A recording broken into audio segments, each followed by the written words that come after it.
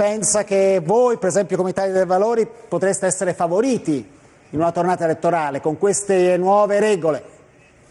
Ma io credo che innanzitutto avere una legge elettorale nel nostro Paese sia una novità positiva. Questa legge è l'innalzamento della soglia di sbarramento per il premio di maggioranza al 37%, noi avevamo chiesto un innalzamento al 40%, ma comunque il 37% rende necessarie le coalizioni e questo credo che sia un altrettanto fatto positivo. Cosa diversa riguarda la mancanza delle preferenze, noi l'avevamo chiesto, era necessario restituire la parola ai cittadini e i cittadini, basta andare per le strade dell'Italia, delle nostre città, chiedono di poter scegliere i propri rappresentanti. Con le liste bloccate ancora una volta saranno le segreterie dei partiti a scegliere e devo dire francamente in queste legislature col Porcellum non è che si sia innalzato il livello di qualità del Parlamento con le scelte delle segreterie, per cui se si volevano inserire anche le primarie io credo che vadano istituzionalizzate, allora sì ha un senso, ma dire che è facoltativo fare le primarie